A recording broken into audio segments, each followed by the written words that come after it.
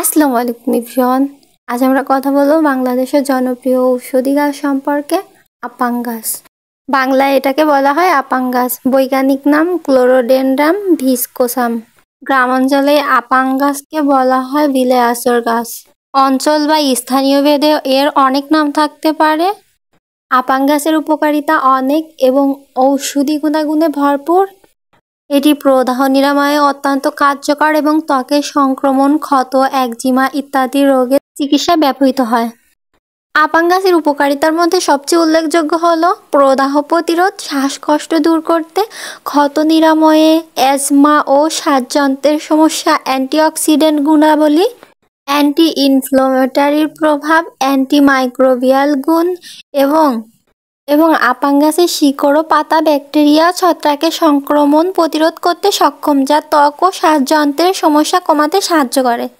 Anti inflammatory প্রভাব, আপাং গাছের মধ্যে থাকা অ্যান্টি ইনফ্লামেটরি উপাদান ত্বকের প্রদাহ কমাতে সাহায্য করে। শ্বাসকষ্ট, অ্যালার্জিজনিত সমস্যায় চিকিৎসায় এটি বেশ কার্যকর।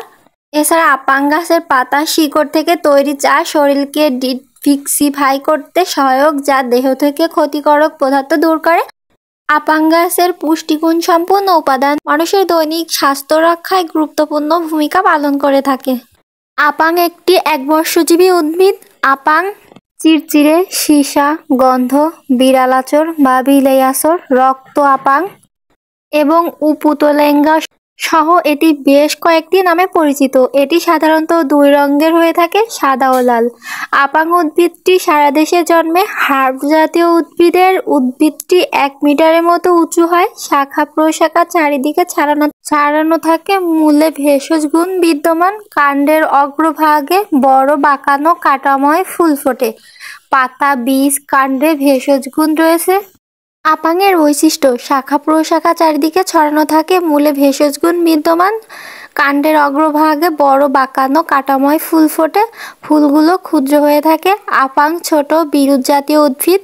যে চিকিৎসায় ব্যবহৃত করা হয়: অশ্বরোগে, অকাল প্রসবে, ফোড়ায় পুঁজ বের করতে, দাঁত রোগে, কাটা ও রক্তপাতে, চুল পাকা রোধে, এমনকি প্রসব সমস্যায়, ক্ষতবন্ধিত্বে আপাং, ক্ষুধা সমস্যায় আপাং, বিষ নষ্ট ও পাগল চিকিৎসায় আপাং ব্যবহৃত হয়ে থাকে।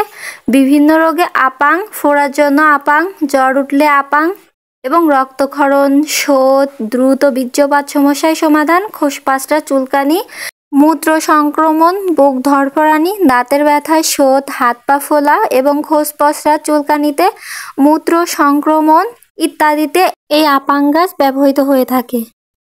অশ্বরোগে ব্যবহার করার নিয়ম: আপাংয়ের বীজ 3 গ্রাম নিয়ে তা আতপ চাল ধোয়া পানি দিয়ে ভালোভাবে বেটে সকালে একবার করে নিয়মিত 3 থেকে 4 দিন খেলে অর্শের সমাধান এবং রক্ত পড়া বন্ধ হয়।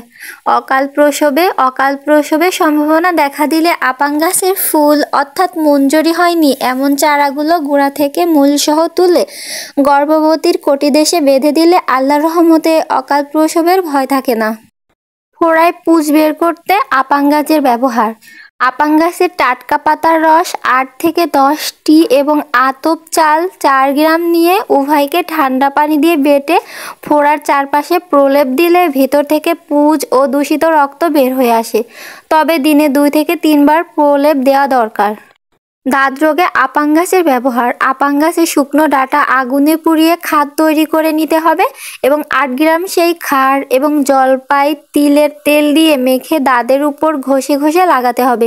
ইনশাল্লাহ 4 থেকে 5 দিনের মধ্যে উপকার মেলে। কাটা ও রক্তপাতে ব্যবহার করা: আঘাত লেগে কেটে গেলে অথবা ধারালো অস্ত্রের আঘাতে কাটলে এবং রক্ত বের হলে আপাংয়ের টাটকা রস কাটা স্থানে দিলে সাথে সাথে রক্ত পড়া বন্ধ হয়, তবে রসটা পরিমাণে একটু বেশি দিতে হবে।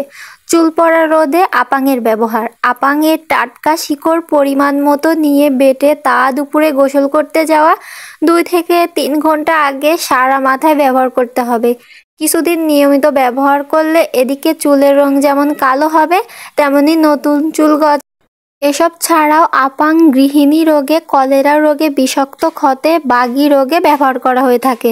প্রস্রাবের সমস্যায় আপাংয়ের ব্যবহার: আপাংয়ের ক্লাত 30 থেকে 58 গ্রাম মাত্রায় দিনে 3 বার সেবন করলে মূত্রকষ্ট দূর হয় এবং প্রচুর পরিমাণে প্রস্রাব হয়। মূত্র বৃদ্ধি করে বলে শোথরোগের বহুল ব্যবহার আছে।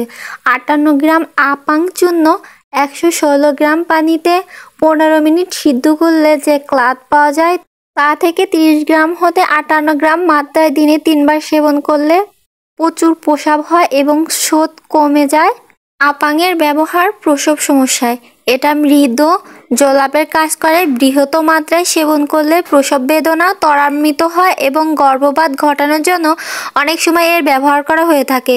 আপাংয়ের ছাই প্রচুর পরিমাণে পটাশ আছে, যা এর ছাই অ্যান্টাসিড হিসেবে ব্যবহার করা হয়ে থাকে। বক্ষব্যাধিতে আপাং। সামান্য কারণে যাদের বুক ধড়ফড়ানি শুরু হয় তারা যেন প্রত্যেক সকালে ঠান্ডা পানি সহ 1 চামচ আপাংয়ের রস কিছুদিন নিয়মিত খান, তাহলে হৃদযন্ত্র সবল হবে। ক্ষুধা সমস্যায় আপাং। যাদের খিদে হয় না, জোর করে খেলে হজম হয় না, তারা 8 ভাগ আপাংয়ের শিকড় এবং 1 ভাগ গোলমরিচ বেটে ছোট বড়ি তৈরি করবেন এবং বড়িগুলো ছায়াতে শুকিয়ে প্রত্যেক সকাল বিকাল খাবার পর পানি সহ 1টি করে বড়ি খাবেন। এতে করে স্বাভাবিক ক্ষুধা তৈরি হবে। বিষ নষ্ট পাকল চিকিৎসায় আপাংয়ের ব্যবহার। আপাংয়ের ক্লাদ সেবন করলে নিদ্রাহীনতা দূর হয়।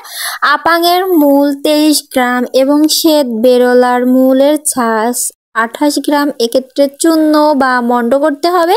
এর সাথে 1.5 লিটার পানি, 2.5 পোয়া গরুর দুধ মিশিয়ে জাল দিয়ে 58 গ্রাম কাত প্রস্তুত করতে হবে। এই কাত প্রত্যহ সকালে উন্মাদ রোগীকে সেবন করাই দিলে উন্মাদ রোগী ভালো হয়। আপাংয়ের তাজা পাতা পিষ্ট করে বিষাক্ত কীটপতঙ্গের দংশিত স্থানে লেপন করলে বিষ নষ্ট হয়ে যায়।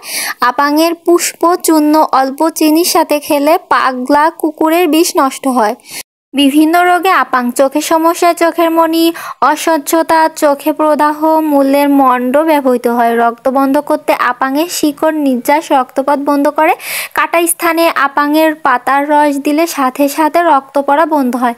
ফোড়ার জন্য আপাংয়ের ব্যবহার। পাতা আতপ চালের সাথে বেটে ফোড়ার মুখ ছাড়া চারিদিকে ঘিরিয়া প্রলেপ দিলে ফোড়া সহজে ফাটে। শুল বেদনার সূত্র বেদনার আপাং। এর ছাই মধুর সাথে মিশিয়ে সেবন করা হয়। কাশি এবং হাঁপানিতে এটা ব্যবহার করলে কাশি হাঁপানি আল্লাহর রহমতে ভালো হয়।